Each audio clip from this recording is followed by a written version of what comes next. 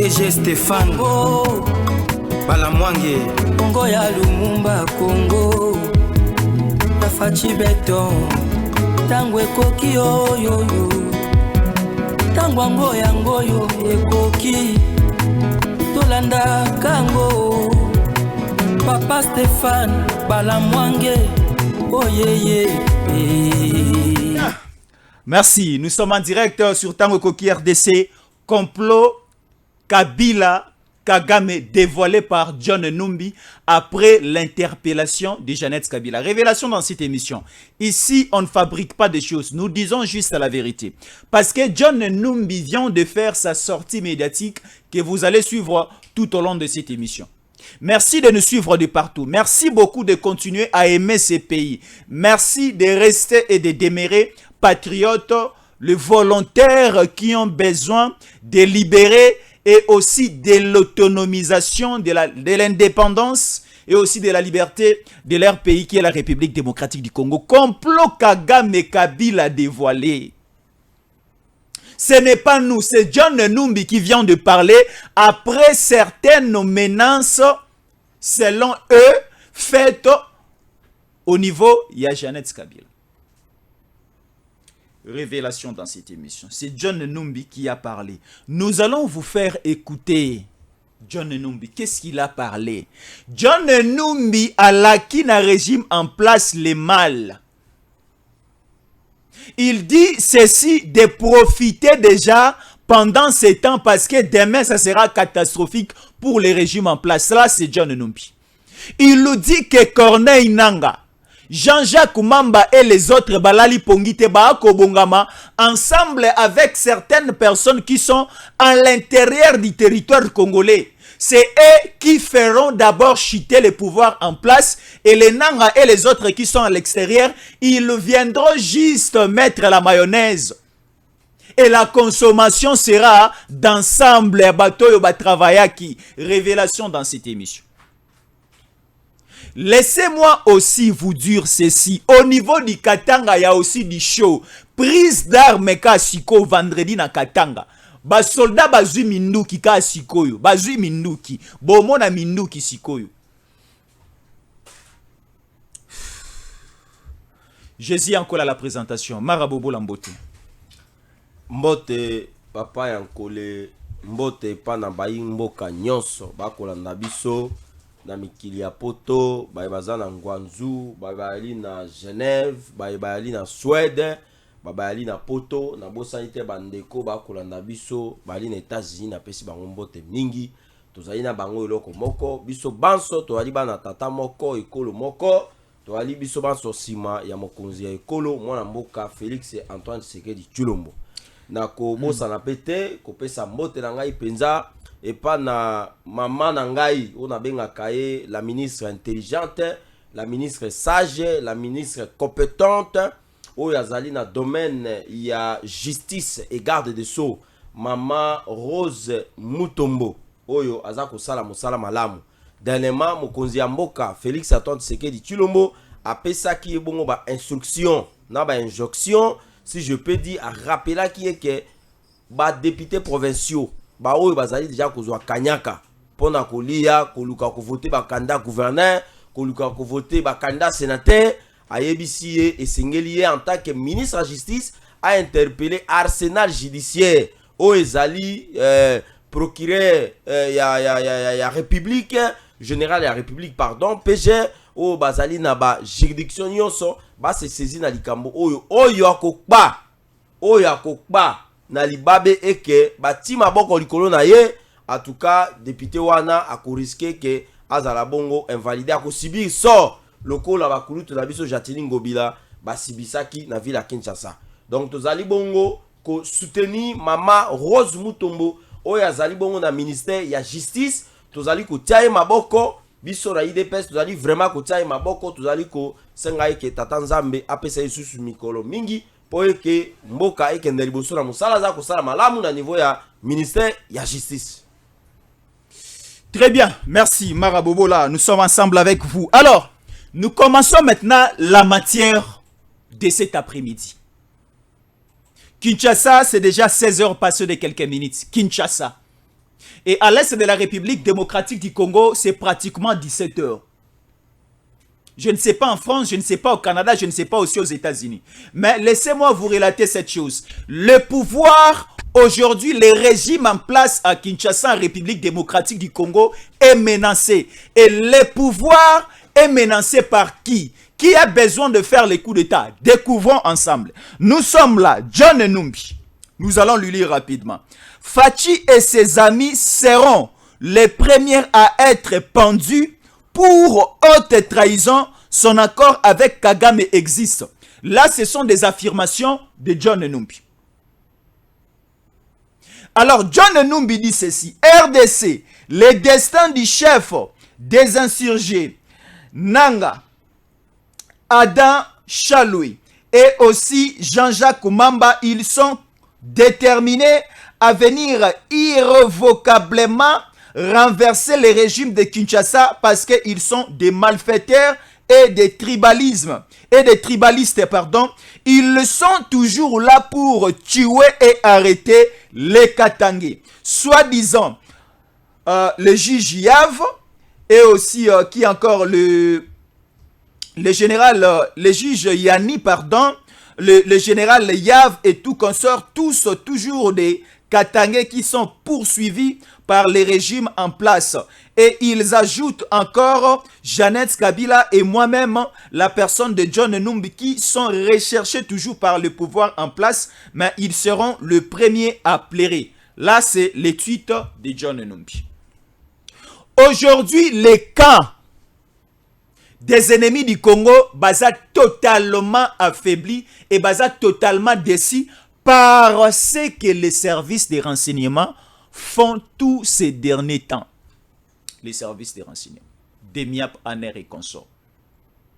Il y avait des révélations avec Étienne Kabila, kidnappé après 4 jours, libéré.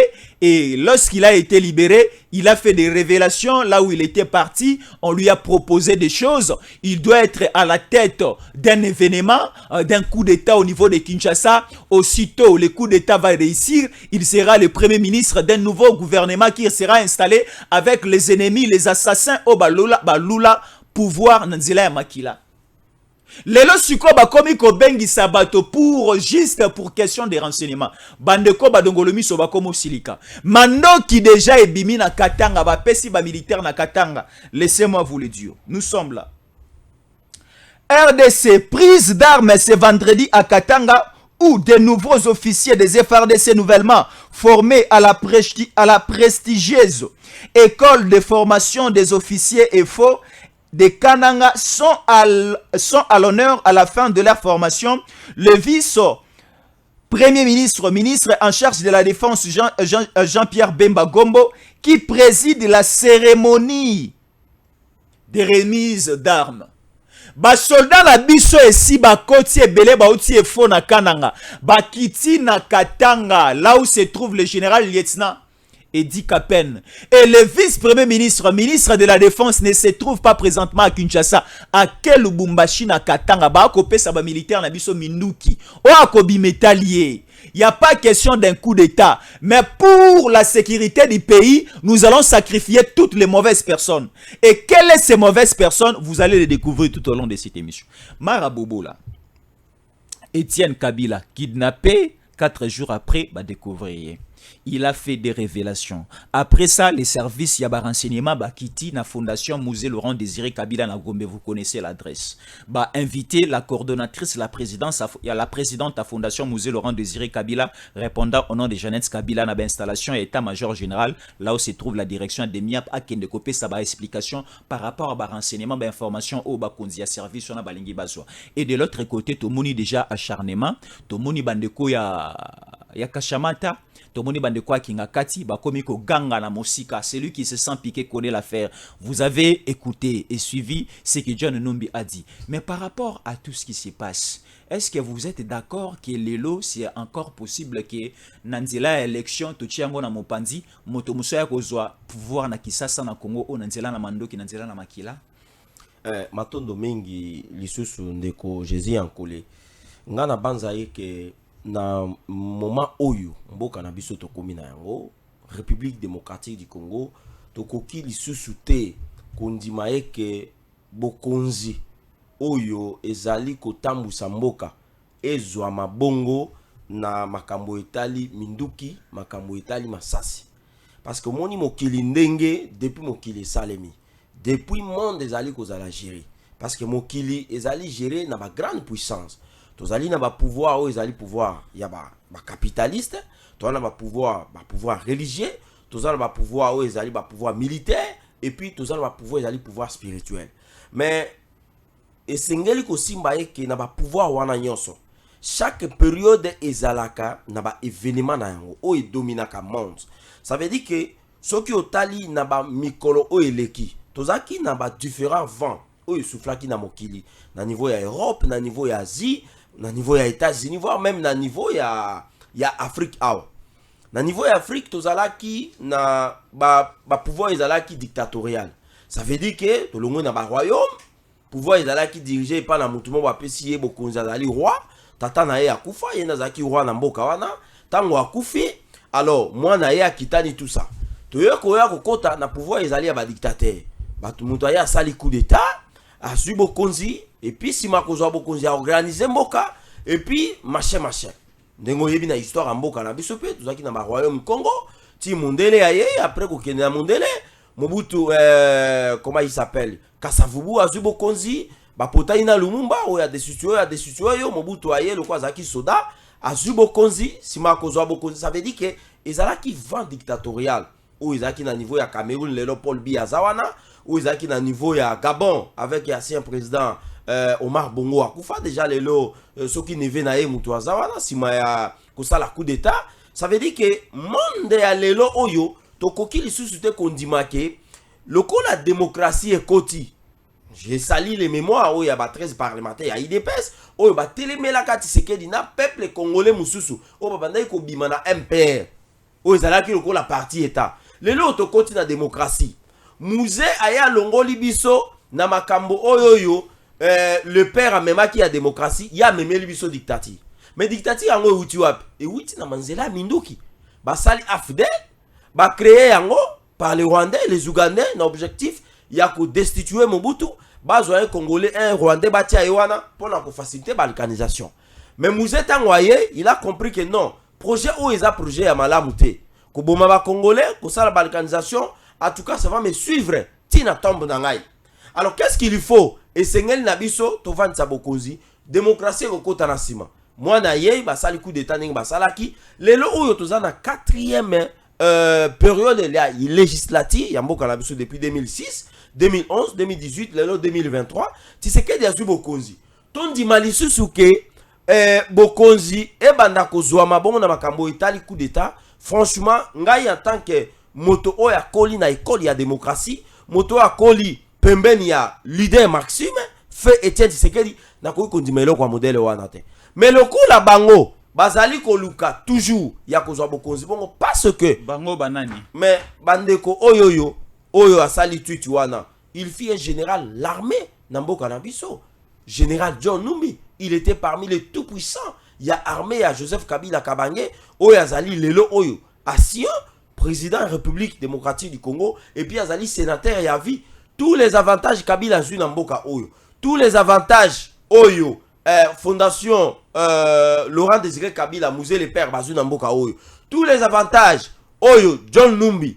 bazwa na armée na biso un militaire oyo azali officier militaire un général mais il est en même temps affairiste atongaka bandako azako teka asomaka mituka na Dubai ezoya bazali koteka azali na ba activité na ye commerciale atekaka ba unité azo sala ba échange de ça veut dire que un général de l'armée na période ya Kabila pouvait faire tout mais lelo oyo Tshisekedi a mis démocratie alobi non esengeli babiloko oyo esa nini esila yango moi lelo oyo babiloko neza ko déranger bango alors moi ça ne peut pas m'étonner na yebi ça qui la fois passé awake la Kabylie azui bokonzina au fait la Kabylie eza système oyo bandaki ko gérer mboka na makambo etali dictature ça veut dire que basali coup d'état papa asala coup d'état azui bokonzi mwana ye asali coup d'état azui bokonzi mais puisque balukaki ko sala coup d'état bakweisa mwana mboka Félix Antoine Tshisekedi Tshilombo pour que bango basonga lisu na bokonzi bakoki yango te. Yango moni bazali toujours ko continuer. Babiloko za koyoka Alliance Fleuve Congo, oza koyoka M23, oza koyoka Corneille Nangaa, oza koyoka Kulutu Nangai, Jean-Jacques Mamba, oza koyoka babiloko wana nyonso. Ça veut dire que ce sont des stratagèmes au baza ko monter pour na koluka ko récupérer pouvoir. Parce que papa Nabiso Tambo Mambalo baki yango na 2020 que nous avons Félix Tshisekedi ici non pomme de main. Comment un chef de l'État au hasard élu par le peuple, mais un président, il y a chambre haute, il y a nini, il y a mboka na biso, ezali Sénat, alo baye ke yende asimbi bongo mokonzi mboka zali bongo na likakata na ye ya maboko. Ça veut dire que bango baye baki makamoni baza kosala. Soki lelo oyoyo ba meki ko interpeller mama leki na biso, ndeko na biso tondi mayango parce qu'à un certain moment donné on leur avait donné la nationalité rwandaise. Malgré tout, Gérard Kimboka, on accepte tout. Le Soki, service militaire, interpellé Nengoza Koloba. Malgré tout, il y a Ndeko Oyazalaki, général John Numbi, que non, régime en place, Azako Luka. Comment Yako martelé, Yako Luka, comment Yako sa la dictature, c'est tout à fait normal. C'est-à-dire, vous voulez justement épargner, assassiner, emprisonner tu ya est espace swahiliphone batangia aboye baoti ko kanga aboye Salomo Kalonda, Moïse Katumbi et mal à l'aise, le commis Jeannette Kabila, le lobatuno subwali kolobaki foba kanga Kabila, ainsi de suite. Yé mon repé John Numbi Katanga, Azama à l'aise, Susuboy Corneille Nangaa, ya province orientale, Azama à l'aise. Donc là, l'espace swahiliphone, Aza agressé Makasi par le pouvoir en place. Mais écoutez, moi je ne peux pas aller dans le sens, il y a qu'à incriminer nos frères qui on partage avec qui est le même pays, la même nation, on va dans un espace swahiliphone. Mais ici, il y a certains. Il y a certaines personnes au bazan espace swahiliphone.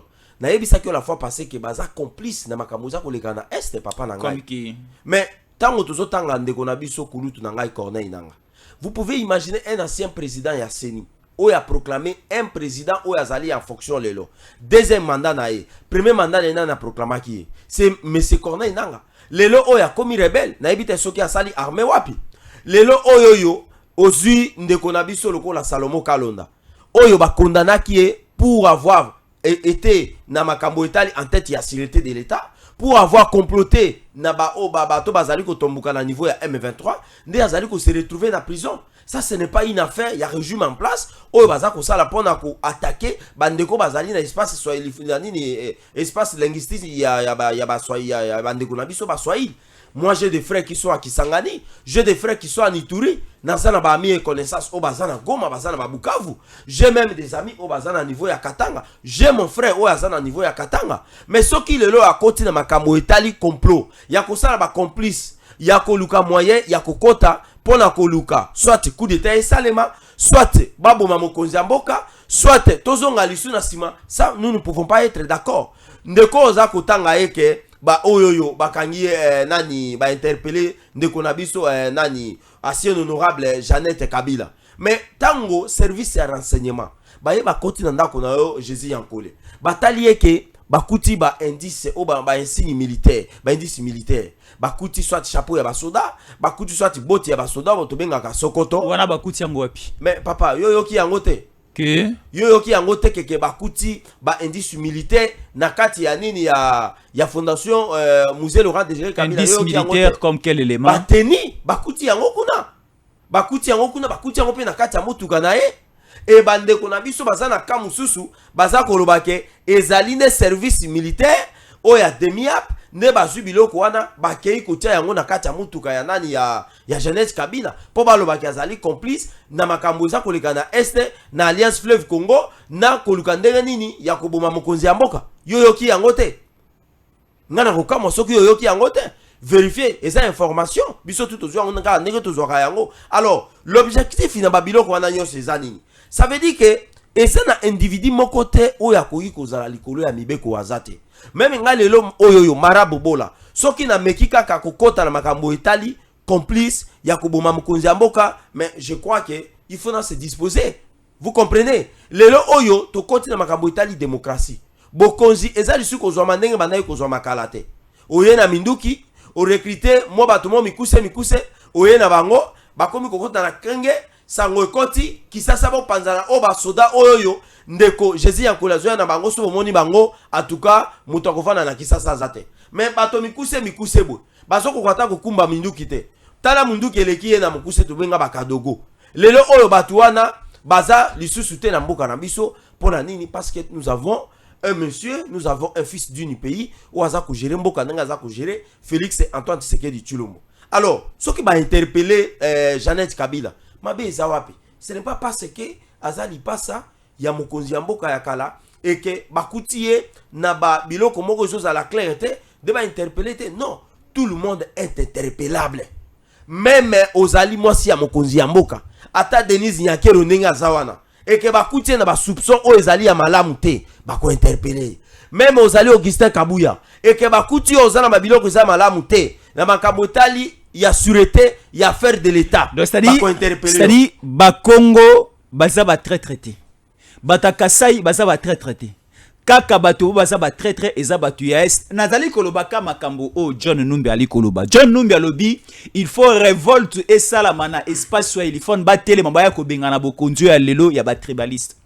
Donc c'est-à-dire John Numbi ali ba kopesa makasi na bango nyonso pa ba kongolo ba ko telema pour faire fuir le régime en place. Pourquoi simplement arrêter bato ya kuna? Pourquoi simplement dire qu'il y a des infiltrés dans est?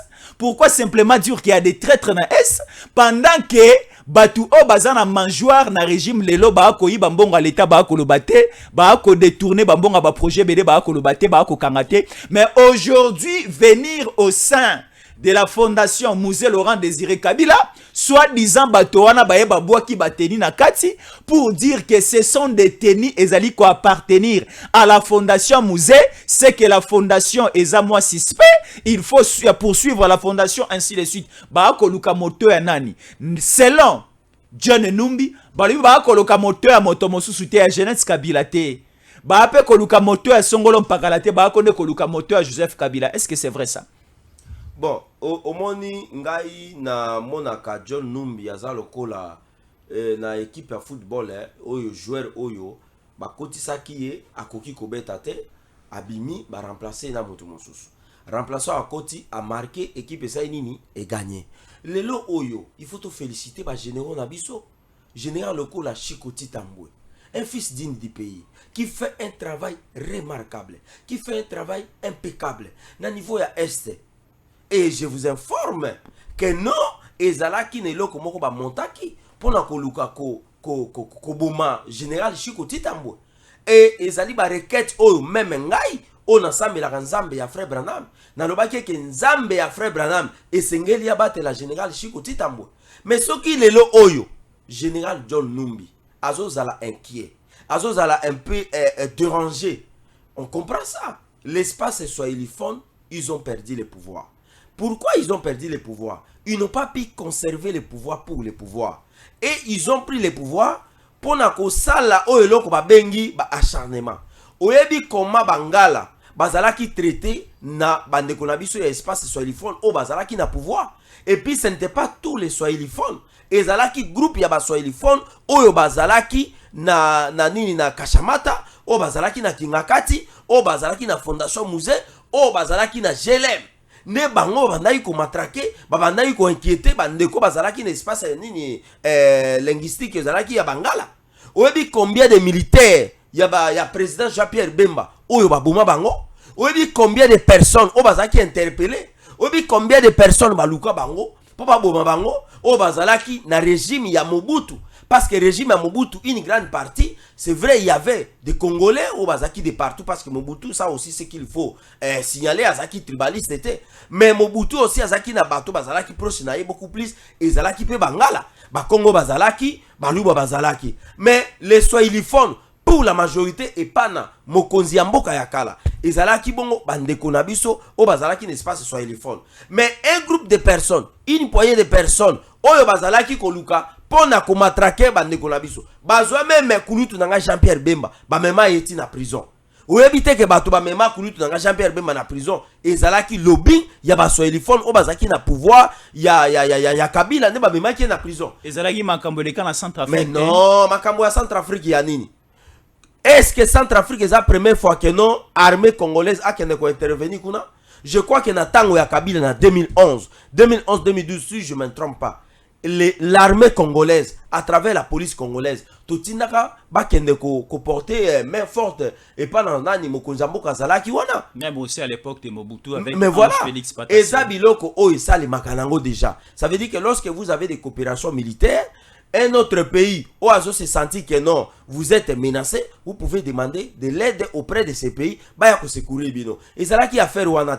Le vrai problème c'était parce que Jean-Pierre Bemba dérangeait à l'époque et que le potentiel adversaire à Kabila à l'époque c'était Jean-Pierre Bemba. Avec tous les Bangala au Bazalaki na mouvement ya MLC, alors il fallait éliminer, il fallait Koboma. C'est ça aussi l'objectif aujourd'hui. Yomoko Tuko expliqué après les élections de 2006-2007, les potentiels adversaires de Kabila à l'époque c'était Jean-Pierre Bemba Gombo. Alors aujourd'hui on peut dire le potentiel adversaire du président Fachi c'est Joseph Kabila Kabange. Alors ce qu'il faut faire, il faut éliminer plus rapidement possible Joseph Kabila Kabange. Je ne dis pas qu'il faut éliminer Joseph Kabila Kabange. Kabila reste pour nous un modèle démocratique. Vous savez pourquoi je dis ça? Moi je suis de l'IDPS. Tout ça va se battre. Joseph Kabila reste Kabila pour nous. Tali. Joseph Kabila. Non, Joseph Kabila. Secrétaire général Joseph Kabila a tiqué la Félix Bokonzité. Secrétaire général à IDPS. S'il vous plaît. Officiellement. Écoutez, ça n'engage que M. Kabouya. C'est lui qui gère le parti au quotidien et qui engage les partis, c'est le secrétaire général. S'il vous plaît. Il a dit Kabila Atali na moïté. Nabutu pété à réfléchir à l'objet Montamala Makotika la Bokonzi a pesi comme cadeau et pas Félix Tshisekedi. Là c'est Kabouya. Premièrement, d'abord, je dois dire ceci. Il est c'est un parti démocratique. Ngai na ko le capé na chaîne de télévision comme tout ce que je fais ici, ça n'engage que moi. Donc makamuna loba etali ngai. Si le CG a sali ba popo wana, ngai en tant que combattant IDPS, en tant que membre effectif à IDPS, o na bundi bitumba pour la démocratie, je pense que Kabila atikila ki Félix Bokonzi na facilité te. Non yaka Zwa Bokonzi Zalawana non. Quelque part comme Machiavel azolo dans livre na les princes que non moto oya Zwa Bokonzi na maboko moto azalaka d'office héritier politique ya Mokonzi wana. Ça veut dire quoi? Kabila zaki na Bokonzi. Tshisekedi azalaki le gagnant ya ba élection ya 2018. Kabila zaki na choix ya kosala te. Il ne pouvait qu'accepter de faire la passation pacifique et civilisée ya Bokonzi. Ne yango tende sali que non Kabila azwaki Bokonzi apesi yango Tshisekedi.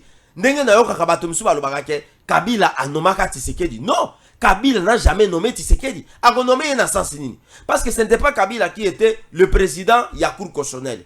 Pour valider élection résultat ya élection ya 2018. C'était pas Kabila ou Azala qui président ya Seni. C'était pas Kabila qui a voté Tshisekedi. Ça veut dire que Tshisekedi a gagné qui ba élection ya 2018. Mais toujours on a sujet na biso. Ça veut dire quoi? Bandeko o ya biso bazan espace swahiliphone. Lokola tozo kotanga Monsieur John Numbi, ozu Monsieur Corneille Nanga. Na bandeko mususo bazali kokota na M23. Ce sont les potentiels o bazali ko luka muntu ya Tshisekedi ekweya. Ou éviter que tous allez plus de 40 coups d'état manqués dans Mboka Nabiso. Plus de 40 coups d'état manqués. C'est vrai ça. J'assume ce que je dis. J'assume ce que je dis. Et c'est grâce à Nzambe et à William Banyo Branham. Ndeti c'est que des gens vous allez protéger. Ma bonne de lui oyoyo. Basantu bazako sambela. Et puis Nzambe na rôle oya pesa ki Tshisekedi. Parce que Tshisekedi n'a pas un mandat. Tshisekedi a une mission. Na Mboka Nabiso. Mission yango ezali ya nini? Ya ko pacifier est na Mboka Nabiso. Ya ko pacifier bitumba o eza na est esila. Congolais alia, Congolais amela dignité ya peuple congolais zonga. Ndeza mission oyo Tshisekedi azanango. Mais lelo oyo, soki lelo oyo bandeko bazaki na régime ya kala. Jeannette Kabila, aza n'importe qui te, aza lipasa ya mokonzi ya mboka ya kala. Oh, ya solo wana. Soki lelo oyo yo. Jeannette Kabila zanani. Aza lipasa ya mokonzi ya mboka ya kala. Ndenge ba yebisa yo bieza mamba solo. Mais papa, eza lingala naza kolobati. Naloba na français pour comprendre. Eza lingala. Mais kana koloba na lopoto. Jeannette Kabila est la jumelle de l'ancien président de la République démocratique du Congo. Mboke lengi mboko yo. Mais on sait qui n'est ni. Le lobby na linga les simbi le en France. Mais est-ce que dans le poto? Pendant on a le baquet. Moi je pense que bakoya ko interpeller ngai ndenge ba interpeller ki Kofi hein. Bon lobby mabe. Bon Kofi pa lo baka yango. Que moi si ya mokonzi mboka kala. Yo ebi yango te. Te na ebite. Oh toyoka ke mutu kaka ya nani ya ba moto hein parce que Chinaram ndenge ba benga kae. L'homme à la barbe tout ça. Blanche. Aleka na mon fléri kuna alekika na ndako ya nani ya Chinaram ba moto hein. Au moins, ba moto ba sala ba course wana po ya linga ba moto mingi. Et les cas plus de 30 motos. Et que ezo le kaka liboso ya ndako ya Kofi. Après ko sala déclaration wana sala qui sortie officielle na bosolo. Directement Chinarambo mal à l'aise. Vedi dog. Makamo indelinga. Yo évite ba interpeller ka. Mais après ba négociation et tout ne ba sala ki batika ki. Donc ça veut dire que Jeannette Kabila asa n'importe qui te. Ce qui a zaïli passa, il y a mokonzi ya mboka kala. Et que le service de renseignement militaire va soupçonner na eloko moko baza ko mona ngo clarté. Ou ils lié et koki ko attirer, soit koki ko influencer coup d'état et koki ko influencer enlèvement ya mokonzi et koki ko influencer assassinat ya Félix Antoine Tshisekedi Tshilombo et koki ko influencer ba abattre avion ya mokonzi ya mboka et koki ko influencer ba bombarder oya et koki ko influencer ba beta mokonzi ya mboka masasi nde ba koki ko interpeller et puis moi je me demande interpellation ne veut pas dire la condamnation tango ba interpeller yo ne veut pas dire aussi l'arrestation. Mais voilà papa langai tango ba interpeller yo OK ba tendre aussi peut venir n'est-ce pas au botami wapi au koli wapi au lobaka munoko nini tata akufa mama akufa tata mwasi azali ya bango to ebi mama azali mais tata nda akufa mama sifa azali mais tata nda akufa tata akufa hein tata nda akufa mais maman azali wana question na za na moto ya kotuna te parce que besoin société OK bon ngana yebi ke ngulu akima aka maya moto ngulu lolenda ngulu esila aka na maya moto ngulu atazoli ya manyoko atazoli ya nguba okobengana ya oyo kata est-ce que lelo kangi zo za na tina kotuna tata na mama na yo yebi yango déjà non. Mais papa dit que tata na ye eza Muse Kabila si akufa mama na ye mama sifa azali ndenge ba yebisaka biso mais ndeko moko pe o Ibrahim Kabila abimaka wati alobaka ke non ba kende ko sala aden entre Kabila na bana nyonso ya Muse totala soki vérité ko zala wapi biso on nous a appris eza lokola écriture et bimi bana bazotanga classe professeur a commis lecture française alors bana ba monika lecture française ba commis kotanga mais ba yebite origine ya mo wana lecture française. On nous a appris que non, Joseph Kabila azaki mwana ya nani ya Muse. Source mususu ono azaki mwana ete. Mama sifa abotate. Oh tout ça. Nous on apprend toujours. Alors togoloba nini? Loko azaki mokonzi ya mboka ya kala. Biso togoloba o eza officiel o la accès biso ki aza mwana na ye. Fils biologique na ye, héritier na ye. Yango biso otikali na wana motu. Ah mais biso loko na IDPS to bi ke Etienne Tshisekedi aloba ke azaki Rwanda biso to kondima biloko wana te. Oh là. Alors écoutez ceci, les problèmes c'est quoi? Nous parlons toujours du problème de l'Est. Aujourd'hui, nanga babimi. Aujourd'hui, John Numbi babimi. Même au niveau de l'Union sacrée, les gens de l'Est se sont toujours marginalisés. Tokia lobby. C'est devenu maintenant officiel que Vital Kamerhe est candidat, président, il y a Assemblée nationale. Batu ebele baboyango ke ya cause la candidate aza traître biso to lobiango te mais batunde ba ko boya lelo oyo baati azuma ba député na ebele na parlement union sacrée bino boye bolongoli lisusu nombre ba député na ye boni na kati ya union sacrée batu ya Congo central ya bandundu ya Kisasa batu ya Kasai bazana lolendo na kimia na kovanda kuna na kati ya union sacrée mais kaka soit disant batu ya est ngai te na lobby John Numbi nda lobi kaka batu ya SN ba kolongola bango moi eloko ndambo bana ngo batikela maboko pamba po ba kokanga bango basala bango mabe. Qu'est-ce qui se passe avec les gens de l'Est? Boni baati ya kovanda kimia te moto aza elongo na bino. Boni Vital Kamerhe ko kambate moto aza elongo na bino. D'abord na koloba boy. Avant de répondre à la question na yo eloko moko yelinga makambo ya Fondation Musée. Fondation Musée, ça c'est la deuxième fois. La perquisition. Je pense que vous vous rappelez de ça. Où est la deuxième fois? Oui, la première c'était. Je pense que la troisième fois, et que vous avez l'agressement des dents et des plaies. Na clôturer parenthèse. makambo etali ba élection. D'abord, Union Sacrée reste oyo babengi plateforme politique électorale, il y a chef de l'État. C'est lui qui a créé l'Union Sacrée de la Nation. Parce que en France, en 1914 vers 1918, la France, après avoir perdre Première Guerre mondiale, France a monaki que Mboka et Koufaki. Il fallait faire ce qu'on appelle un gouvernement de l'Union Sacrée. Pour reconstruire Mboka. Et partant, na babiloko wana, nde mokonzi ya Mboka Félix Antoine Tshisekedi Tshilombo. Nde azwaki makanisi que après avoir koboma Mboka pendant 21 ans, pendant 18 ans démocratiquement, oyo bayiba biso sur 3 ans, oyo bokonzi fallait sila na 2016, babakiseli bango 3 ans, Tshisekedi alobi ke esengeli na biso to sala nini, to sala Union Sacrée de la Nation. Président a sali Union Sacrée de la Nation. Après ma consultation, ndengo yebi histoire. Aye ko mettre en place babengaka présidium où ils allaient constituer par rapport il y a superficie géostratégique. Tozana ba ressortissant, il y a espace Grand Kasaï Bazali où Kabu yazo représenté bango, Grand Équateur au Kulutu dans Jean-Pierre Bemba président Emel ici na pesi mbote place za ko représenter bango, okuti pe ba Kulutu na biso musuba zawana, okuti Sama Lukonde aza ko représenter batu ya Grand Katanga, okuti Mboso aza ko représenter batu ya Grand Bandundu na espace où ezali ya ouest na Congo central na batu musuba zali na kati, okuti Bahati Lukwebo na Vital Kamerhe bazali ko représenter est ya mboka na biso. Mais makambo etali ba contentieux électoral ou ba contentieux électoraux eza ko salima na niveau ya cour constitutionnelle ndenge président Dieudonné Kamuleta que je sali un travail intègre, un travail intellectuel oya uti ko sala ya ko régler ba contentieux wana ba réhabiliter kaka ba député oyoyo bazwaki oyo seni akokai ko proclamer bangote. Bahati soki a perdre au moins 9 députés na niveau ya Union Sacrée. Mais cela n'est pas la fin du monde. Vous savez le travail qu'a bâti le président Jean-Pierre Bemba. Est-ce que vous allez comparer le travail que le président Jean-Pierre Bemba a bâti par rapport au travail que le président Bahati Lukwebo Armando Maradona a bâti? Yoko comparer Moussalawana. Moi je vis comment le président Jean-Pierre Bemba a bâti la campagne du président Tshisekedi avec l'hélicoptère.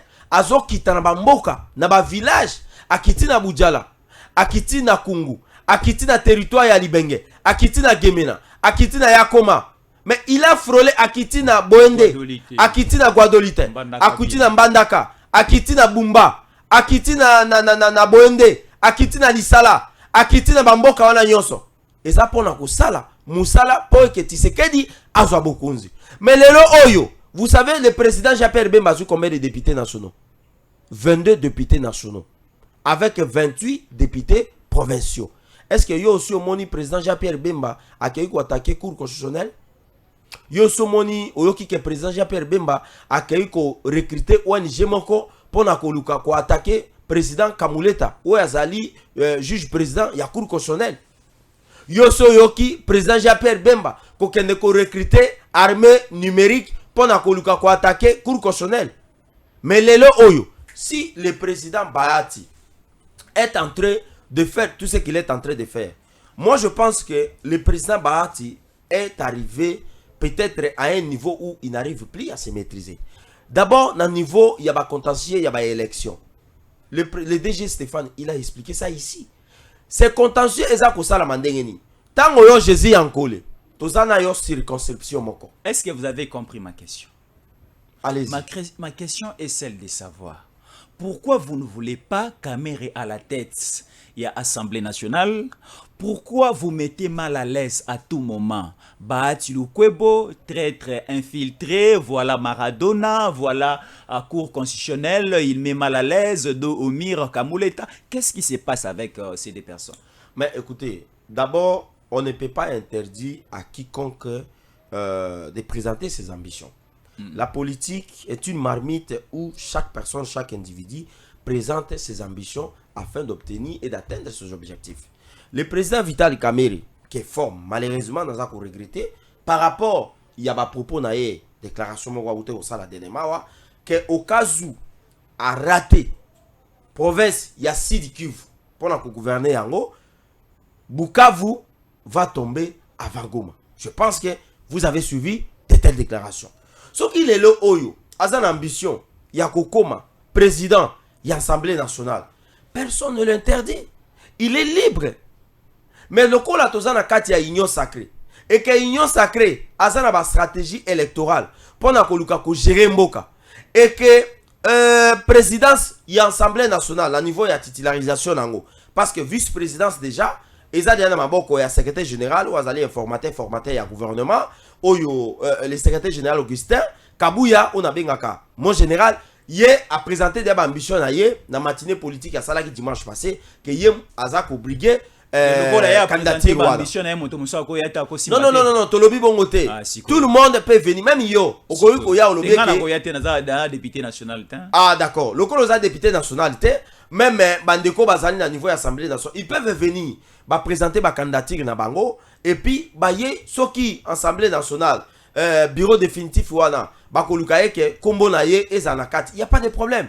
Le président Vital Kamerhe le quoi za na ambition ya kokoma président ya assemblée nationale il n'a qu'à présenter sa candidature tango ba kosala ba ko lancer appel à la candidature et pas na ba députés nationaux ba o baza na ambition ya kokoma na niveau ya présidence ya nini ya poste wana il ne peut que postuler na tour ya président Bahati ba député oh ya perdre mais ce n'est pas Tshisekedi qui a fait que Bahati puisse perdre ses députés, ce n'est pas Kamouleta qui a organisé toutes ces histoires pour que non Bahati puisse perdre ses députés, mais ce sont des conséquences il y a droit électoral qui n'a rien à voir avec des erreurs matérielles na niveau il y a cour constitutionnelle il y a eu ce qu'il y a eu aujourd'hui la cour constitutionnelle a sali au babengaka a réglé ba contentieux il y a ba élection wana ceux qui au moni que non au perdre de ba élection mais vous ne pouvez que tirer les conséquences et mettre un peu de vin un peu de l'eau na mai na yo au lieu de commencer yakobana ko recruter ba ONG mettre un peu de l'eau dans le vin. Merci beaucoup Jésus Yankolé. Au lieu yakobana ko luka yako lukaka ngulu akufi wapi na nyabomaki ngulu e okoye bate pozo e wuti wapi ngulu pe azarabilialia ngulu biloko aliaka okoko contrôler à côté. Nous chitons déjà. Alors moi je pense que président Vital Kamerhe oyo azana ba ambition yakokoma président de l'Assemblée nationale. Ce sont des ambitions nobles oyo akoiko exprimer yango. Lokola président Bahati ya monieke ba député na ye bazako ba a perdre ba député depuis cour constitutionnelle a sali banini ma a sali a régler ba contentieux ba élection ana il ne peut que attirer les conséquences au lieu ya kolukaka ko banda ko beta ko créer ba ONG moko fictive ko créer ba société civile moko bo na éviter ce que wuti wapi ya ko kende ko discréditer la cour constitutionnelle ezamu eloko ya malamu te président Bahati esengeli amela nano mai afana penano kimia soki pe a moniter opposition ezawana akende pe na opposition akende ko rejoindre Ndombasi oya sali alternative 2028 Bahati pe akeko kende basali nzungu moko basali bato moko bakei soko bakondana wapi banana alternative 2028 voilà akende kuna babandiango déjà siko babandiango so akepe kuna ils appellent problème te. Voilà, bien merci, c'était Marabobola l'invité de Jésus Yankolé pour la deuxième édition de la journée. Merci à beaucoup de rester fidèles au programme des Tango Koki RDC, la télévision des références et surtout la télévision des vérités en République démocratique du Congo en direct de Kinshasa. Merci beaucoup, surtout à la prochaine. DG Stéphane Balamwange Congo ya Lumumba Congo Tafachi Beton Tango ekoki oyo Tango ngoyo ekoki Tolanda kango Papa Stéphane Balamwange Oyeye